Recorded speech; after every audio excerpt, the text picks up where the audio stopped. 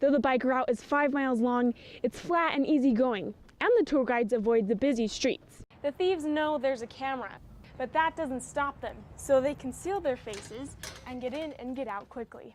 More than 38,000 servicemen and women are buried here at the DFW National Cemetery, but for those in this section, it is their first Memorial Day. TxDOT offers more than just the simulator experience. After you try it out, you're given a thumb ring to remember to just drive.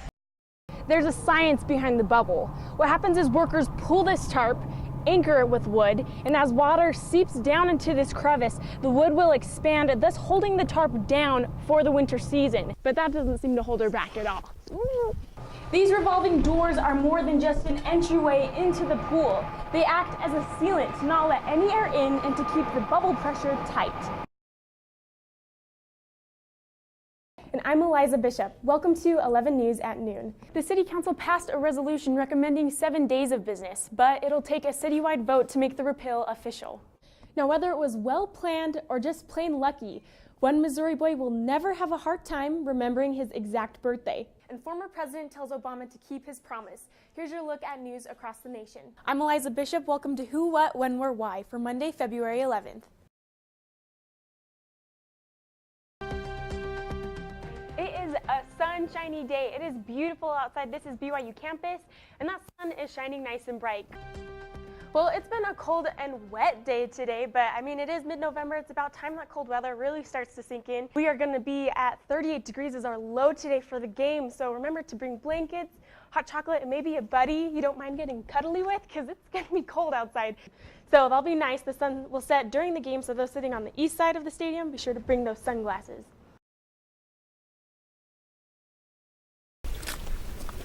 Mud, sludge, and more mud. Even 4 days after the powerful storm, some Alpine homeowners are still dealing with inches of mud and puddles of mess in their yards. On that side, the cement ditch filled up. Alpine homeowner Miriam Frazier says her yard went from green grass into brownish gray goo. Well, the water was just a big river of mud coming on all 4 sides of the house. Frazier's yard sits right below the burn scar from 2012's quail fire that wiped out all plants that once grew there.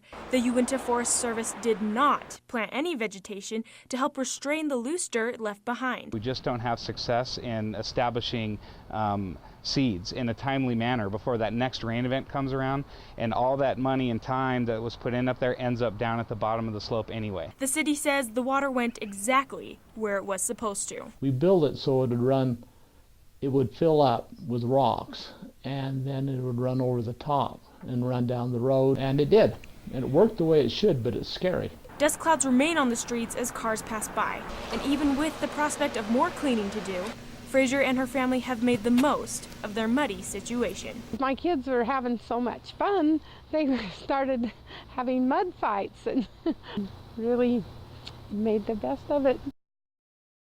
1, 2, 3, go!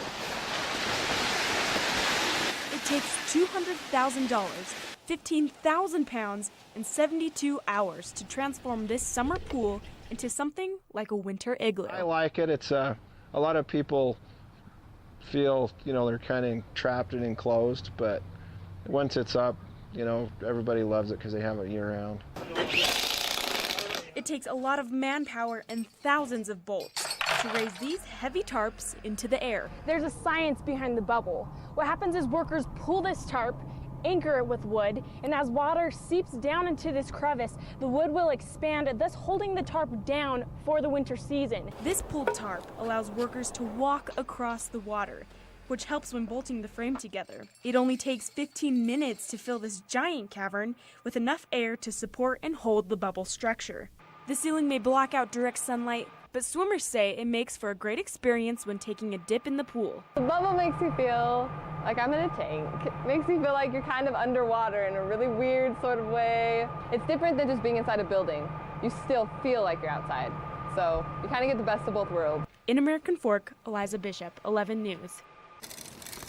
Bicycles, glow sticks, and a full moon are sure to promise one creepy evening. BYU students Max Orton and Derek Flannery give tours on bikes to places in downtown Provo that have a more shady history. We thought people out riding bicycles, experiencing Provo, and learning a bit about the darker history would be a lot of fun. With groups as big as 15 people, the tour guides take extra precaution when it comes to the safety of their guests. Though the bike route is 5 miles long, it's flat and easy going, and the tour guides avoid the busy streets. They tell scary stories as they bike down the roads and bring along a detector that alerts when ghosts could be nearby. You turn it on, and as it detects disturbances in the electromagnetic frequency or field, the electromagnetic field, it will beep. And the bigger the disturbance, the more it will beep and, flash. My favorite part were basically all the stories, any creepy thing or scary thing. Also another part was they made me stay out by the weeping woman in the cemetery, and that was really creepy. The tour goes from 10 p.m. to 11:30 every Saturday, and with all that darkness, be ready for some serious scares.